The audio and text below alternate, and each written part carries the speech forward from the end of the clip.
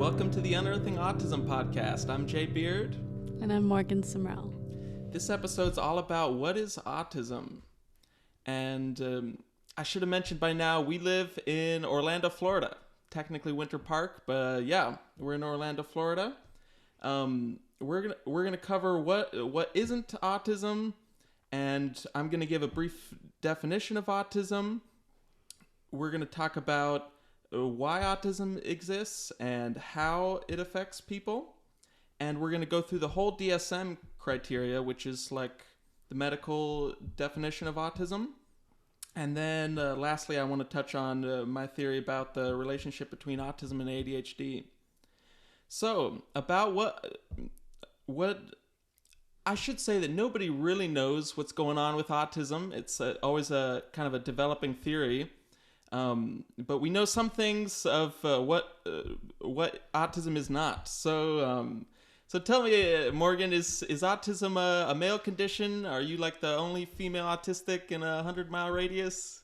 No, but up until I think the DSM-3, girls weren't included in the diagnosis of autism at all. So like when they first started diagnosing autism, there were no girls that were diagnosed, I think, until like 1980. And it seems to me like, so the current statistics say that it's 4-1 in men, like with that much more common in men. It seems to me like it's either equal or damn near equal. So girls just scoot by longer without being noticed. Yeah, that's what it is. And there's kind of a self-fulfilling prophecy when the clinicians, when they define autism if they define autism as male autism, then it seems like none of the females fit the criteria.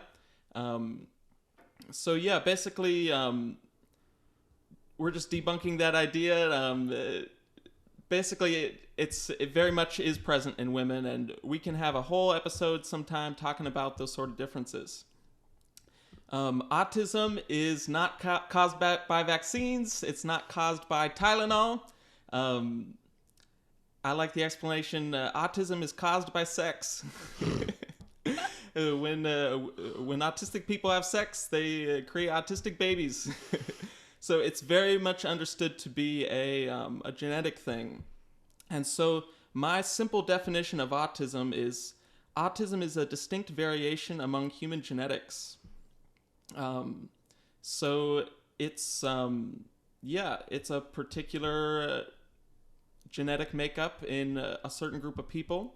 Right now, it's considered to be about 2.2% of people are diagnosed with autism, and it's called autism spectrum disorder. And I figured I should mention what the whole spectrum thing means, because it seems to confuse a lot of people. How would you think of what the autism spectrum is? So I think a lot of people, when they think of an autism spectrum in their mind, they think of like a line from like less autistic to the most autistic. But the spectrum isn't a line. It's more of like a circle with these different categories sprouting off of the different criteria and traits for autism. And some people might have more deficits in one area and they have less deficits in another area, and then another person with autism could have the complete opposite but still be considered autistic, because it just presents differently in different people, and different people have different deficits in different areas. Yeah, it's just about impossible to quantify it, because autism isn't one trait. It's just and there's like a common saying that if you've met one person with autism, you've met one person with autism. Exactly. It's very heterogeneous. It's very different among the people that have it, because it's a group of people with a certain set of genetics, and so that means in any big group of human population, there's going to be a lot of variation. A quick little definition is we say the term neurotypical to talk about people that don't have conditions like autism or ADHD or these genetic conditions. And so I wanted to explain that one of the problems with this whole spectrum idea is that people get confused, and there's this common saying that people will say that is a common misconception. They'll say, well, everyone's a little bit on the spectrum, right? And I want to explain, no, that is not the case. Either you have this specific set of autistic genes or you do not. And within that, there is a wide variation in how much it affects people. So why we can't quantify it, why we can't give people an autism number and say where people fit on the spectrum like that. There is, of course, people with much higher support needs. So support needs is kind of the politically correct term for. I also like to say a higher degree of autistic traits. So we do know that people with a high degree of autistic traits end up needing a lot of support. They can be I wouldn't even say necessarily a higher degree of traits, but that their traits that they are more deficit in are the ones that make it more difficult to function in the society we live in. Because they might be like, not lacking in a lot of areas, but really be lacking in communication and being completely nonverbal, but still be incredibly intellectual. And they would be considered lower support because of that one big deficit that they have that stops them from being able to function in the world. Yeah. Yeah, so I wanted to give this analogy of the spectrum. So it's kind of like drunkenness. So you can be more and less drunk, and it's going to affect everybody differently. But it doesn't mean that everyone is on the drunk spectrum. And somebody might even be acting like they're drunk, or they might have traits of a drunk person, but they're only drunk if they have drinking alcohol. Yeah. And so the same thing with autism. Maybe someone is very nerdy, but just because you're really nerdy and maybe you're introverted or whatever, doesn't mean you're autistic. You're only autistic if you have autistic genes, presumably from parents or from your gene pool. I like also the analogy of different, like people with autism, your brain works differently in the way that it's kind of like everybody else who, like neurotypical people operate on Windows and then autistic people operate on Linux. So Yes. It's not that it's like a lesser thing or like illness necessarily. It's just like a whole different way of operating, and it doesn't fit as well into our society as like the neurotypical way of operating, but it's just like a completely different way that our brains operate. Absolutely, yes. So that brings me to the sort of purpose for autism.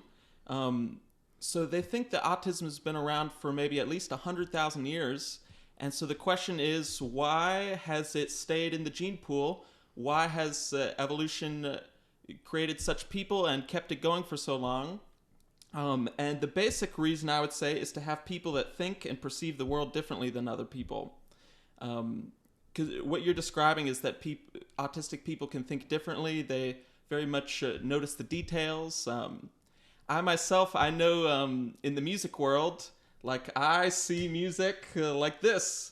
And for some reason, I'm the first person to think of seeing the music so geometrically, and there's been a lot of autistic people throughout history that were big time innovators, and so yeah, if you can understand why having innovators and having people that think differently might be useful in a society, then you can understand what the sort of purpose of autism is. Yeah. Yeah, and so the mechanism by which autism makes people think and perceive the world differently is largely from development. So it's considered a developmental disorder. Another way to think of it is that autistic people develop on a different sort of schedule than neurotypical people, and they end up developing to have pronounced strengths and weaknesses. So for instance, I am gifted in music, and so for my brain to overdevelop in that area, it has to sort of underdevelop in other areas. And the classic, very common area where autistic people kind of underdevelop is in communication and social awareness, that sort of thing. And so there's a lot of stereotypes that autistic people are like math nerds, but in fact, autistic people can have strengths and weaknesses in a lot of different areas. Um, another another way autism affects people is in their senses. How would you describe the senses in autistic people? I think that our senses are a lot more connected with our nervous system than neurotypical people's senses are, where our senses can easily be over understimulated. All of our sensors. We could be like overstimulated by lights, or we could be understimulated by needing to have some kind of textile thing, a texture to feel. It's like all different senses. You could be overstimulated with things that you're eating that aren't the right texture or taste for you, or you could be understimulated and be searching stimulation with taste and eating lots of sour foods and spicy foods. So I think that our senses are just a lot more connected to our nervous system, and it sends our nervous system like out of whack when they're not being given the things we need to be regulated. Yeah, yeah, and you can imagine that having strong like having really sharp senses in some area could be helpful. So for me, my sense of hearing is my greatest strength and my greatest weakness. It's a great strength because I can tell what the notes are. I can really zero in on timbre really well. I can tell what the chords are and everything. But I also can hear the clocks ticking really well. And basically, I'm easily bothered by sounds. Mm-hmm. And so I want to briefly talk about this really cool theory I came across called the sensory predictive coding theory. Sorry, the predictive coding theory. And it's more generally something that applies to all humans, and it's this theory of how we perceive the world. And the theory states that we don't just perceive the world through our senses, we perceive the world through our senses and through predictive models in our minds. Meaning that our minds kind of project, we perceive things according to how our mind predicts things based on limited information. So you can imagine we might have evolved so that if our foot is about to step on a cylindrical object that looks like a snake, we don't have to look so much in detail to say, is that for sure a snake? We've just learned that if we get a little bit of information that says it looks like a snake, we should just assume it is a snake and we should react accordingly. And so how this applies to autism is the theory goes that autistic people rely more on their sensory processing than their predictive models. So a neurotypical person, their predictive model might say the clock is ticking, so that's not dangerous, it's basically unimportant, so we can just completely tune out the ticking clock, and so they just literally don't perceive the ticking clock. Whereas someone like me, for whatever reason, that predictive model isn't so active in that area, and so I rely on the senses more, and so I'm very tuned into every little detail, even if it's not important. And you can imagine that's a little bit annoying. That's interesting. Yeah.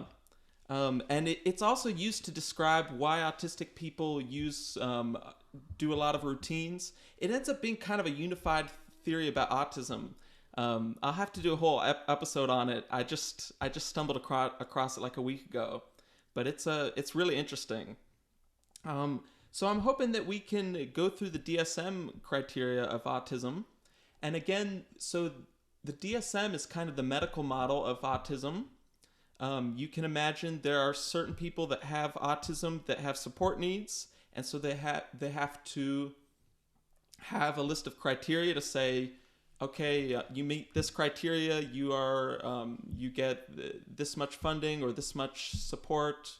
It's a recognized thing, and I want to kind of separate this idea of autism the disorder versus autism as a sort of biological phenomenon. Um, so as we're going to go over the medical criteria to be considered a disorder, and but there's kind of this idea of, I've heard Tony Atwood, this clinician, say this idea of subclinical autism, where maybe you have the autistic genes and you're autistic, but it's not affecting your life so much. And of course, that's very subjective. So basically, what I'm trying to say is that autism is a biological phenomenon, regardless of what people have been diagnosed with or whatever society's conception of autism was. As you described, maybe before the 80s, 0 women were autistic. Yeah, and I think that like the conception of how much it affects your life is really hard to see from the outside, because I was just saying to one of my clients the other day that like for my entire life, every single day being autistic, I've thought about being autistic, but not in the words being autistic. I've thought about every single day how it affects me, and it's constantly a thing in my life every single day. It's not like it affects me on some days and then like some days it's fine and it doesn't affect me. Like every single day of my life it's affected me, and I didn't know what it was. And somebody from the outside would say it's not affecting you because they don't know that that's what it is every single day affecting me inside. Because girls a lot, that's why they tend to go undiagnosed, is that it stays inside a lot. They're very good with masking. And it's so funny because I have almost the opposite problem. My problem is I seem normal from my own perspective, but I would, when I was trying to realize if I was autistic, I would be asking people, I was like, do you think I'm autistic? And I'd say, I seem to have all these autistic traits, but I don't know if I'm actually really socially different than other people. And everyone's like, oh yeah, you're missing certain cues. It's like if you have a social deficit, maybe you don't notice the times that you're not fitting in with the crowd, which is the case with me. Apparently other people noticed I had some social differences. Yeah, and for me a lot too, like with growing up and just like having friendships and stuff, like there's one part in the diagnostic criteria that I'll get to about keeping relationships, but I always thought that like my relationships with other kids my age were normal, but at the same time, I was never able to keep friends, and like friends would just kind of like stop being my friend after a while, and like I would never have like a best friend that would stay my best friend. They'd always leave me and go be friends with somebody else, or I wouldn't have like a core group of friends that I had that had like relationships like they do on TV, and I've seen and people talk about having these friendships growing up, and now being grown up and seeing that other people had those types of long-lasting friendships that I never had. Now I can see from the outside and see like, wow, my relationships weren't that normal. And the way that another thing that's common in girls is to really obsess over people in the way that you really love one person and you want to be their friend and do everything with them, or you hate a person and you obsess over them being your enemy. And I would have that too, where there would be certain kids at school who in my mind, like I would, even at home, I would, to my mom and dad, I would call them my enemy. I'd be like, oh, my enemy did this today. And I would constantly call them my enemy and think of them as my enemy. And they had no idea, but I would obsess over this thought that they're my enemy, or that somebody else was my best friend. But then that person in reality was like, they probably had plenty of other people they were closer with than me, but they would be the one that would talk to me, the only one that would talk to me. So now from the outside, I can see that's a little weird. Yes.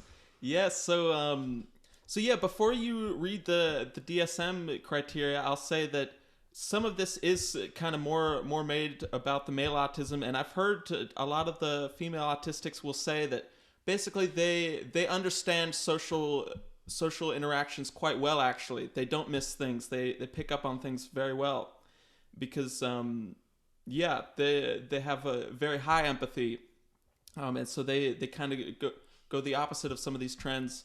I guess one thing I should say about autism is a lot of the traits of autism are opposites, and you'll see it in the DSM. They'll say like being hypersensitive or being hyposensitive.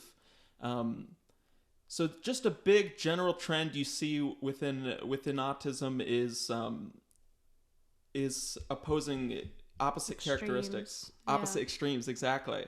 Um, a big one I was talking about. So a kind of objective way to tell if people are autistic, regardless of what they say about what they feel and whatever, is the whole development thing. And so it's very common for especially autistic boys to not speak fast enough. Like, to some of them won't speak until they're 4 or 5. Or with me, it was that I learned to speak when I was 2, like everyone else, but then I stopped speaking when I was 3, and then started speaking again.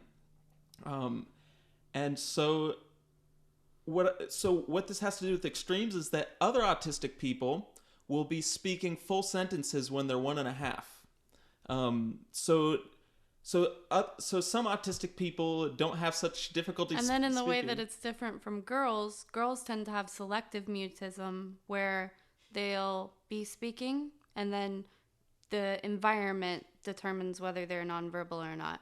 If they're in an environment where they don't feel safe or where something is overstimulating them, then they can go nonverbal and be nonverbal for a period of time and then be verbal again. And that's much more common in girls. Yes. Yeah, I figure I should ask you. So I'll say for myself, maybe it's obvious to the people, to the listeners, that I have some difficulty speaking. Getting my words out. I have great big thoughts, but forming them into words and getting them off just right is a bit of a challenge sometimes. Is it the same with you? You seem to speak very fluidly. I feel like I struggle with that too, though. Really? I don't know. I think it comes from a lot of like rehearsing conversations beforehand, and that's what a lot of people who mask do is they like go over conversations in their head so much ahead of time that when they're actually having the conversation, they don't seem as much like they're struggling because they're not having to come up with what they're saying in the moment as much because they thought about it and obsessed over it beforehand. Cool. So can you start reading the criteria from the DSM? Yeah. The first area is in communication? Yep, social communication and social interaction.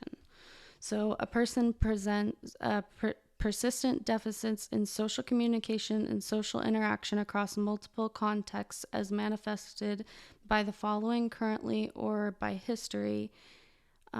Deficits in social reciprocity ranging from, for example, from abnormal social approach and failure of normal back and forth conversation to reduced sharing of interests, emotions, or affects, or failure to initiate or respond to social interactions. Deficits in nonverbal communicative behaviors used for social interaction ranging, for example, from poorly integrated verbal and nonverbal communication to abnormalities in eye contact and body language, or deficits in understanding and use of gestures to a total lack of facial expressions and nonverbal communication. So that was the first 2 you just read? Mm-hmm.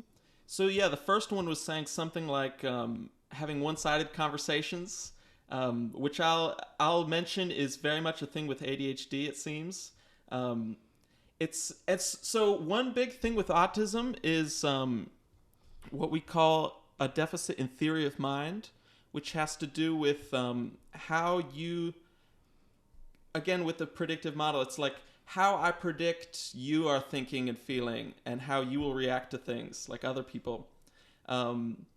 So oftentimes autistic people are really into their special interests, and maybe they have some deficit in how someone else is Gonna react to you just react. talking about the same thing for 10 minutes straight. Yeah, like Morgan, I'm so excited about this Scriabin thing. I'm sure you want to hear all about my niche interest, but there's not the voice they're saying like they probably don't want to hear all about this for so long. Exactly. Yeah. And one thing I'll mention that was mentioned in there is it said currently or by history. So maybe and this is to say that autism is a disposition, that it's a genetic disposition. That doesn't mean you can't improve in these areas.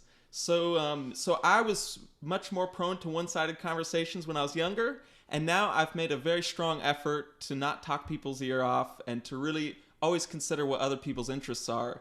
And so I wouldn't say, oh, I'm not autistic. I always pay attention to other people's interests.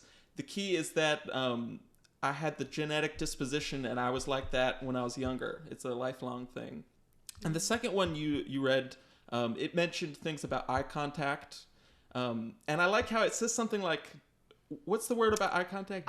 Yeah, I like that too. It says abnormalities in eye contact, because it's not just a total lack of eye contact, which if I would have gone through my life with a total lack of eye contact, it would have been so much less stressful. But like, we often force eye contact to keep that like normal social thing going. So for me, when I'm having conversations, I'm never completely making eye contact, but I've taught myself to throw it in there, basically. So I usually look off to like the corner, and then I start, and that's how I'm able mostly to focus on what somebody else is saying to me, is if I'm just zoning into like a certain space, not really looking at anything, but basically looking at what they're saying to me in my mind.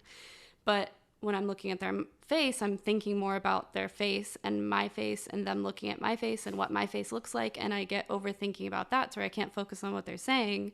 Or I tend to look at people's mouths, because the words are coming from the mouth. And so logically in my mind, I feel like if I'm going to be looking anywhere on your face when you're speaking to me, it's your mouth, because that's where the information is coming from. So I do tend to like throw the eye contact in there. So it's not just no eye contact. It's definitely like an abnormal form of eye contact, of going from over here to your mouth to your eyes for a second, and it's abnormal. Yes, and I want to say that it's a bit of a stereotype that autistics don't make eye contact, and it is too much of a stereotype. Plenty of autistics make eye contact, and it's funny to talk about the opposites thing again. I am the opposite of what you just described, where me and my dad make too much eye contact.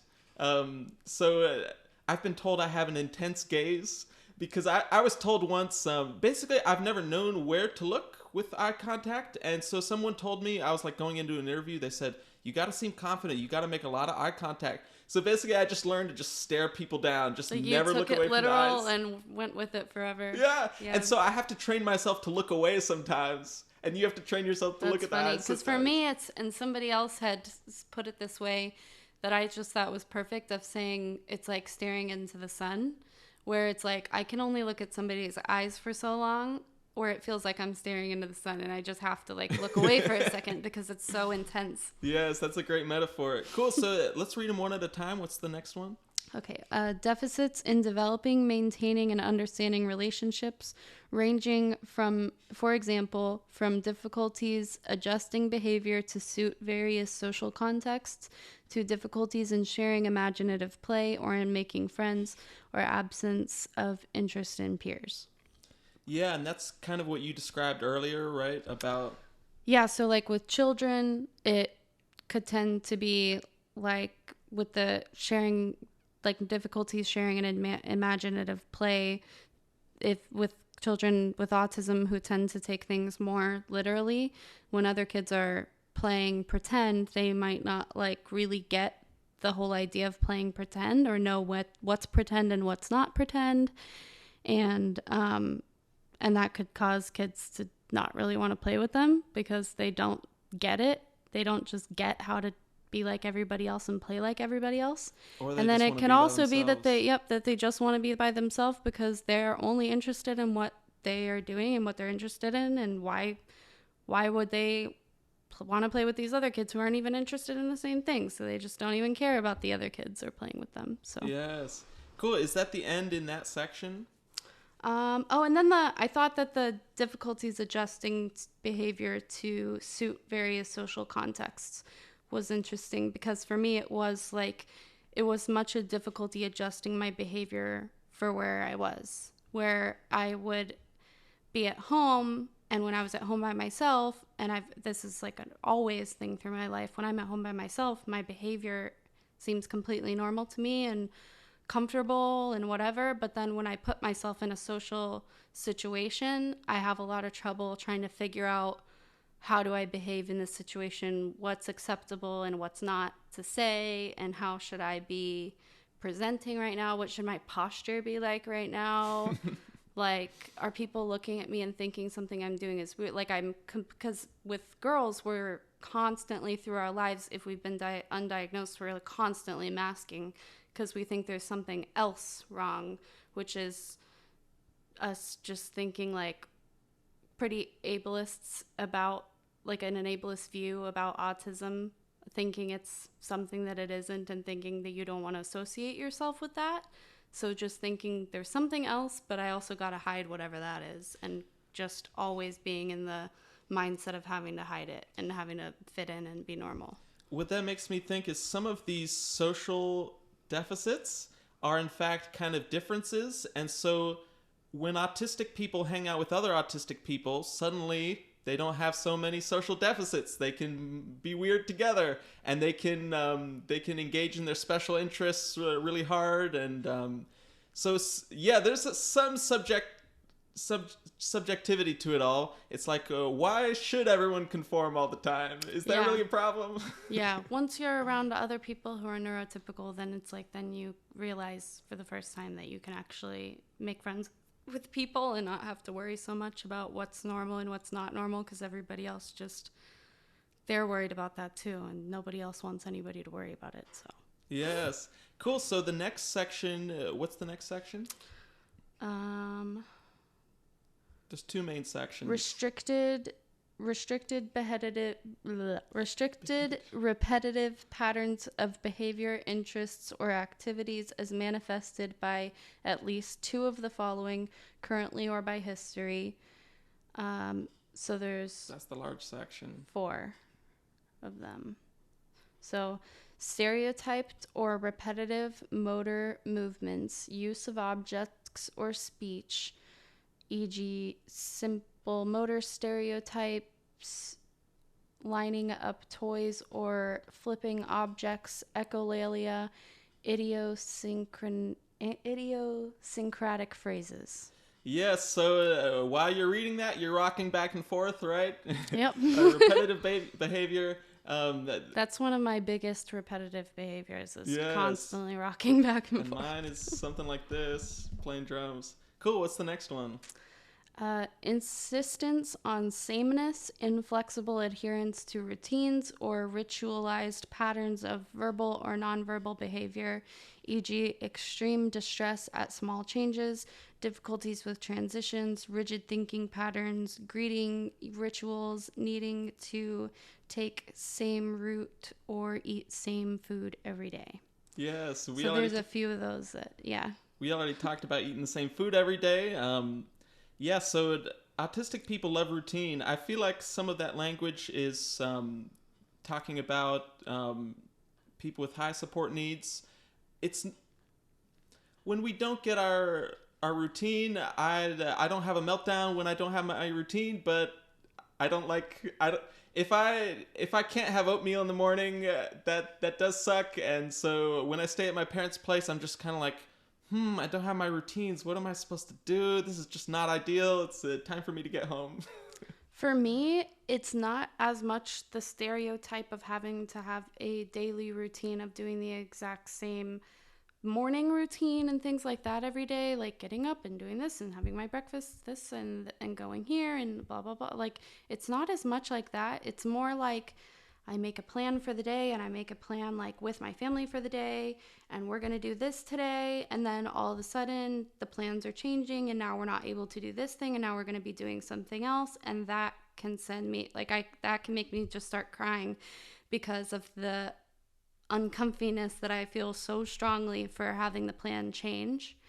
And then, what was the other one? Oh, transitions. Transitions are also a really common one, where it's also things like autistic people oftentimes like won't want to take a shower because you're having to transition from being out in the air to being wet and being in the warmth, to then having to transition from being in the warmth to being out in the cold, of like not being in the warm water anymore. Now you're having to transition from being like warm and wet to like cold and then dry, and those are a lot of transitions to go through really quickly, and that can cause a lot of uncomfort.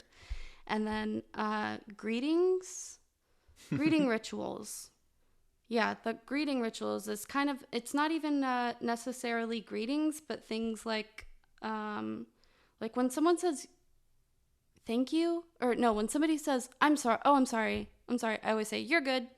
And I cannot get myself out of saying you're good. I don't know what else to say in the moment. Every single time I even try to like challenge myself sometimes to say something else, but it just comes out every single time I have to say you're good.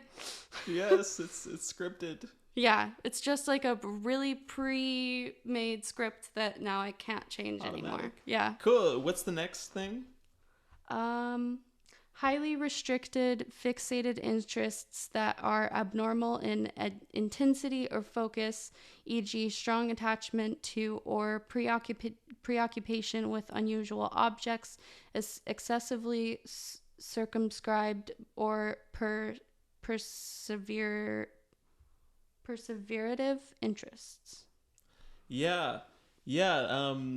I definitely fit that. Um, So special interests yeah, having mostly. special Yeah. interests that you're obsessed with for a while, and some of mine are pretty niche, like musical set theory.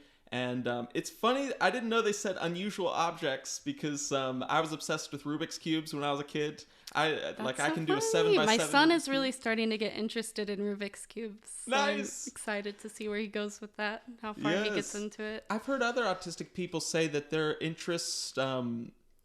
I've heard that they're kind of a jack of all trades. That they get obsessed with this, but it only lasts for 2 weeks, and then another big interest.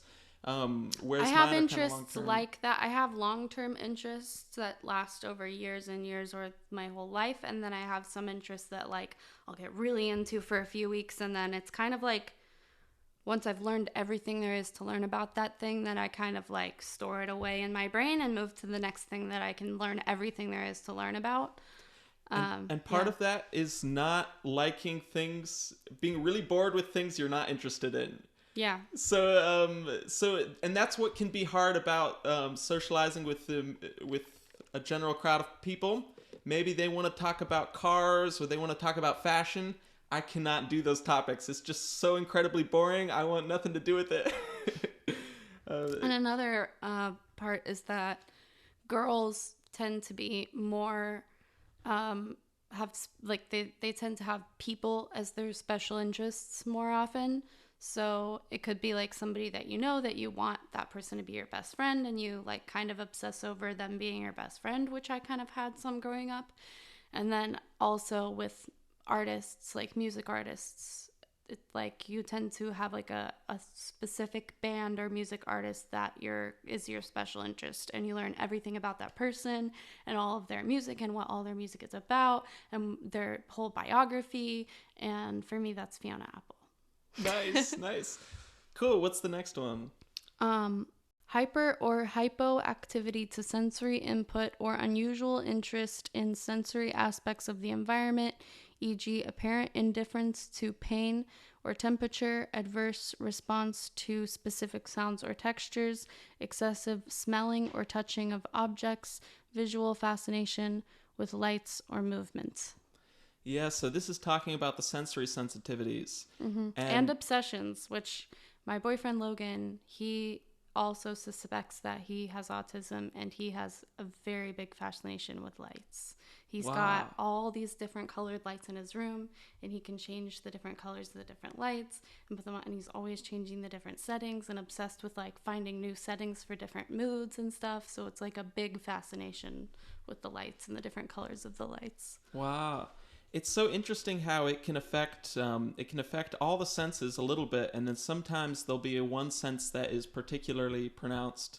For me, it's the hearing is really sticks out with me. But yeah, I don't like the bright lights. We already talked about the taste sensitivity.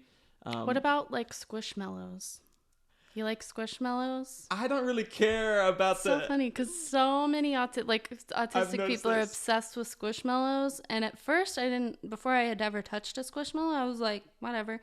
But then when I touched one, I was like, oh, I get it. I want to touch this forever because it's like whenever I was growing up and my mom and me would go to the store together and there would be like those things in the middle of the aisle with like a bunch of like soft pillows in there. I would stand there forever touching the soft pillows and not be able to like walk away from it. And it's basically like another version of that, but like I've always wanted to just sit and touch. And now we're adults, and now we can buy our own squishy things to be able to sit and play with and touch forever. And it feels so nice. And a neurotypical person would see that and be like, why are you playing with a stuffed animal? Yeah, basically Squishmallows are, how would you describe what it is? It's like a little pillow slash stuffed animal that's just like really soft and nice and squishy. And it's kind of like squishy in a special way where when you squish it, you don't really feel like your fingers touching together when you squish it. It's just all squish, and it's such a satisfying squish. Nice. For me, the sensory sensitivity with the tactile, it ends up meaning that I cut all the tags off my shirts Me for too. sure. Mm-hmm. And then I also like wearing comfortable clothes all the time, and yeah, I hate. Yeah, we tend to buy things based more on comfort than on style and how Absolutely. things feel. We cut the tags out of our shirts and pants usually because they're just like way more bothersome for us than other people.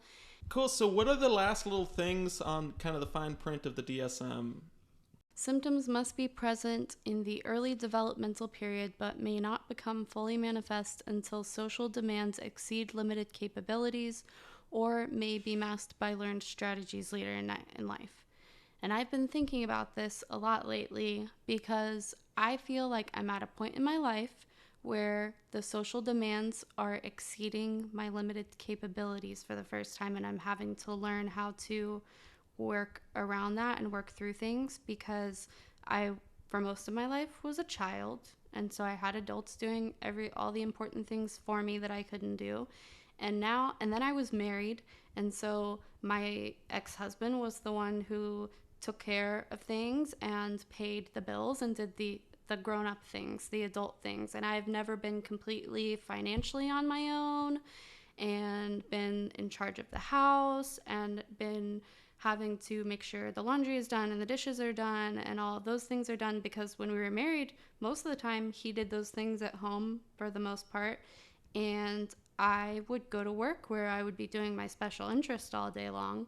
And I have always found ways to work around my deficits and things that are harder for me to do. And now for the first time, I'm having to do things like make appointments by myself and pay bills by myself and have social interactions that I didn't really have to have before. And so those things are becoming more apparent now. And I think that that's why in the last few years of my life, as I'm getting into my second half of my 20s now, I'm 26, is the first time where I'm really having to do a lot of those things by myself. And the fact that I'm doing those by myself now is where it's becoming apparent that I'm having trouble with those things and that I never really had to deal with them before. Yeah, yeah. A lot of people's challenges come later in life, and that kind of leads us to what's the next thing it says?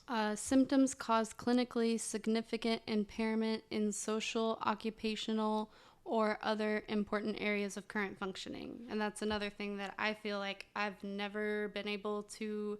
I don't think if I wasn't a hairstylist, I would be able to like just have a job, a regular old job where I go and I'd be in an office all day or something else that I'm not highly interested in, because it would definitely cause problems occupationally for me if it wasn't something that I was really interested in.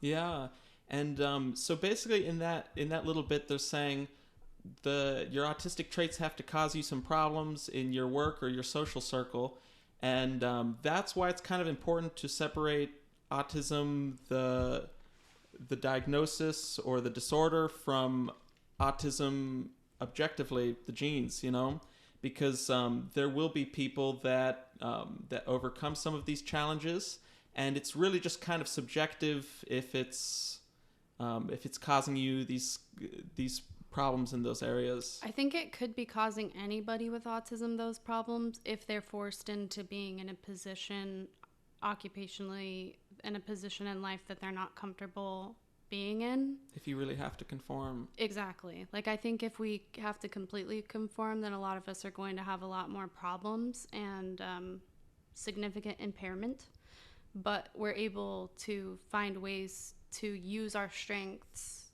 to work around those things and be able to thrive. Yes. Cool. So, last, I wanted to mention kind of my out on a limb theory about ADHD and autism.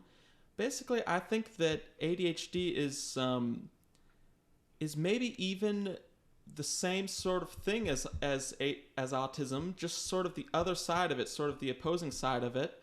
And I think at least the conditions are way more related to each other than we previously thought.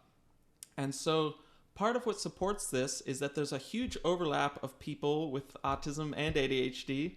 Morgan's an example. And so it's something roughly around 60 to 80% of autistics are also diagnosed with ADHD. And something around 25% of people with ADHD are diagnosed with autism. ADHD is basically just more common. And you gotta wonder if some of that is basically there's less stigma around ADHD. There's some, but basically people are more willing to admit that they have ADHD than to give themselves the autism label. Another thing that makes the condition seem really related is that the traits of ADHD are very, very similar to autism in a lot of areas. So ADHD is also a developmental disorder, and so we talked about the one-sided conversations. You know, the ADHD people, they have all this energy, and they end up having one-sided conversations. They can sometimes have sensory differences.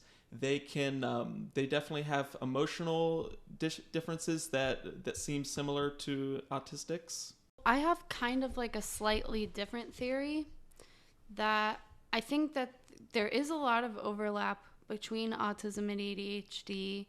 And I think that a lot too of people who have ADHD don't know that they have autism, and they attribute things that they think are ADHD that really are autism.